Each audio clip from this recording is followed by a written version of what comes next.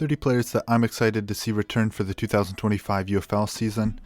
Alex McGough, quarterback, Birmingham Stallions, 2023 USFL MVP before spending the last two seasons with the Green Bay Packers. Over 10 games in 2023, he passed for 2,105 yards and 20 touchdowns, with 5 interceptions, and added 403 rushing yards and 5 rushing touchdowns. Number 2, Perez, Arlington Renegades quarterback.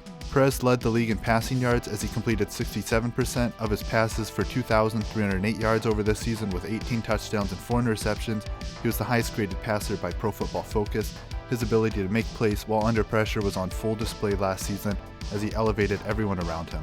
Perez was recently with the Los Angeles Chargers this past NFL preseason.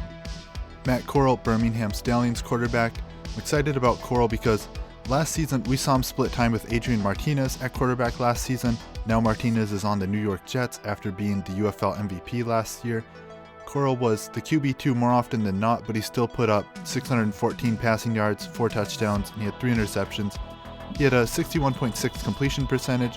He had one of the highest yards per attempts at 8.4, and the only quarterback to have a higher passing grade than him from Pro Football Focus last season was Perez. Watching Corral play last season, it was obvious to me why he was a third-round pick in 2022.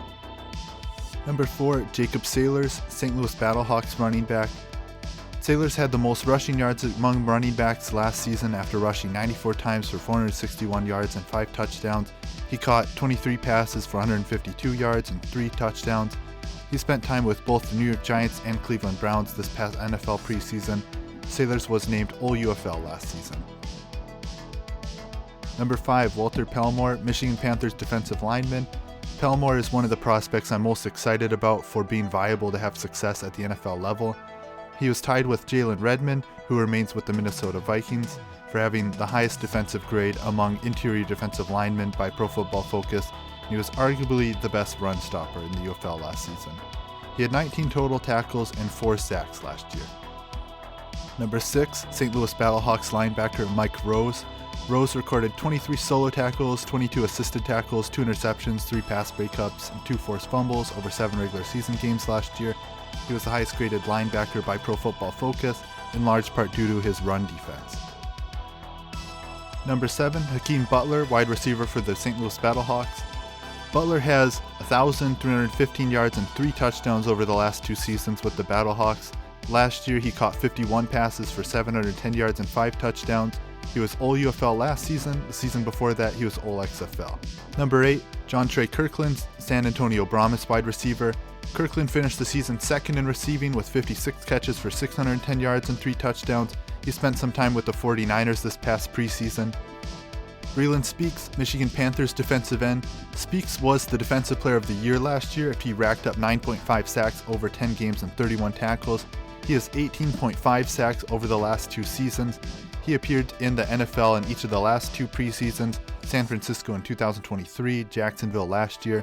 Speaks was All-UFL last season. Delontae Scott, San Antonio Brahmas defensive end. Scott recorded 16 total tackles, including 4 sacks over 7 games last season, and added 7 tackles in the playoffs. He had the 3rd highest pass rush grade from Pro Football Focus last season. Only Jonathan Garvin and Andrea Tillman had a higher grade than him, and both of those players are currently rostered on NFL teams. Number 11, Bryce Perkins, Michigan Panthers quarterback. Perkins is one of 4 quarterbacks to see playing time for the Panthers last year, and the offense felt the most efficient with him under center. A challenge for quarterbacks on the Panthers last year is frequent pressure they would face. Perkins did well under pressure as he had the highest yards per attempt at 9.0 last season and a 78.9 percentage in his limited playing time. He passed for 343 yards and 2 touchdowns with 1 interception, added 181 rushing yards and 2 touchdowns. If Perkins can build off how he was playing last year, it would not surprise me at all if he was the league MVP to end the season. Justin Hall, Houston Roughnecks wide receiver. Despite playing on a struggling team, Hall managed to finish 3rd in receiving after catching 55 passes for 602 yards and 3 touchdowns. He was briefly with the Minnesota Vikings this past preseason. Hall was All-USFL in 2023 with the Houston Gamblers. Number 13, John Lovett, San Antonio Brahmas running back. Lovett rushed 103 times last season over 8 games for 421 yards, 4 yards per carry. He had 5 touchdowns.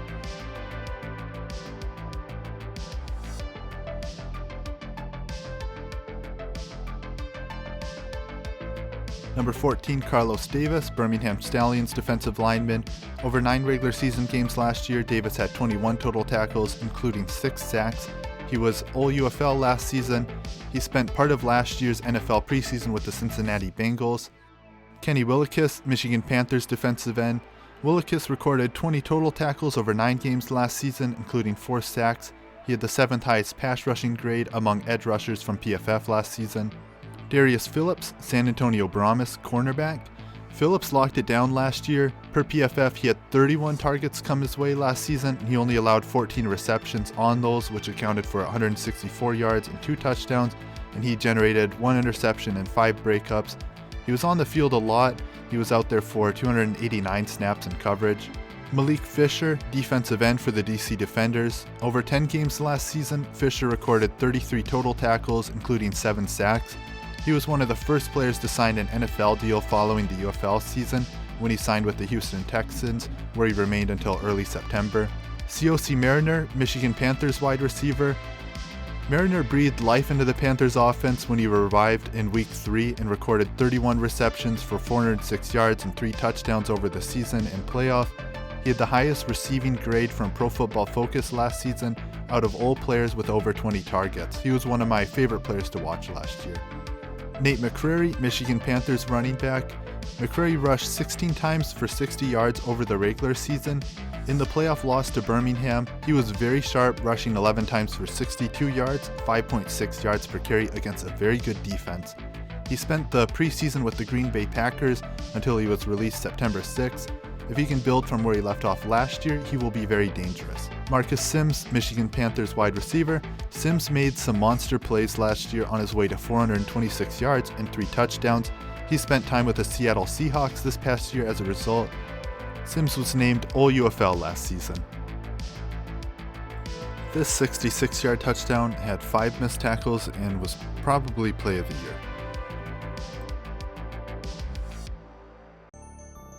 Sal Cannella, Arlington Renegades tight end. Cannella caught 53 passes last season for 497 yards and 6 touchdowns, and was always an excellent pass blocker. He spent time with the Tampa Bay Buccaneers last preseason. Cannella is a Renegades fan favorite who's entering his 3rd season with the team. Jace Sternberger, tight end for the Birmingham Stallions. He caught 25 passes for 454 yards and 4 touchdowns last season. He was All-USFL in 2023, and he was named All-UFL last season. Offensive guard for the St. Louis Battlehawks, Abdul Beecham. He only played 70 pass blocking snaps last season, but he did not allow a single pressure on those. This year he is a Week 1 starter. Yasir Durant, DC Defenders offensive lineman.